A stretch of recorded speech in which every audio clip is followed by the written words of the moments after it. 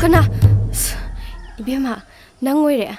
kari pamge nangbo asigi leisi pami na chom chinnaba sidi laigini nangna pamadine namma topa pige lobiroi hema saur Nangi punsise pambana Noigidi imaga pabunga leitrasu tachoga inamagana yam luna tawbi aingondadi phangdrenge haigumdana akhoi inamase khupha ama akhoi tasaunasu luna tawbi akhoi inamanasu yam luna tawbi kai wari no noina hojik sanari dubo as akhoi manakudane nupi amane hingchabi haibra thawai haibra change haiba adi wari do sina hudo leiba ai horen hanba ngami ngamde khangde adugi nate angawbi nangbo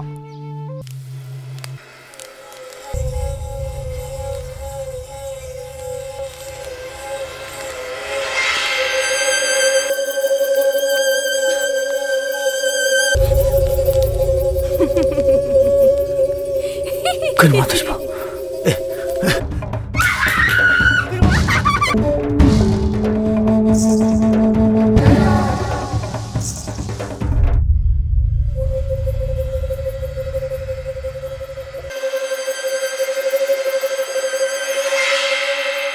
손을 삐짝을 봐. 손을 찌겠네. 손다.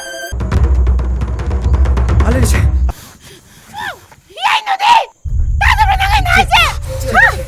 nu khai lấy cái ai cái nào cái này lấy cái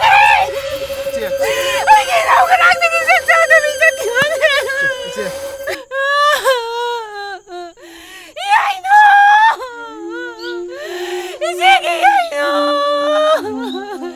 Hiyainu đang coi đây lấy cái Hiyainu Liching nangna na chom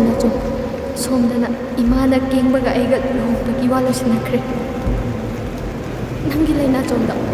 nang chanaw ai chat aidi hana khangde sana to mige tine normal home de thengna bado adagi khangmani imo bana budi haiba sana to mige tine wari je swaida ngak tang sagi jira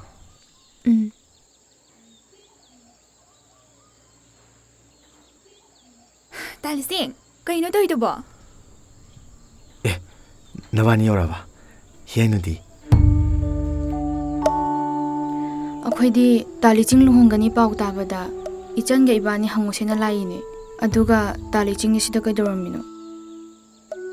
Hiyainu gi na chomse pidam gi na tawbane Liching khoshu ngasi phawba Hiyainu da kauba ngamdana leibane Liching na dum na tawraga akoy kamaina nungay doino chel ibe thoy ai wakalam da tawra male ado chel aina Hiyainu da leina chom hek pi bado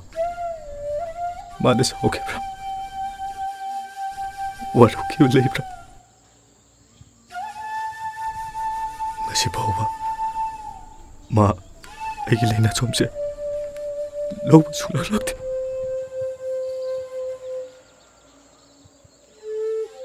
Liching na piba na chombo Hiyainu na kaigi saudoino Madi harau lawjakhiba ngaktane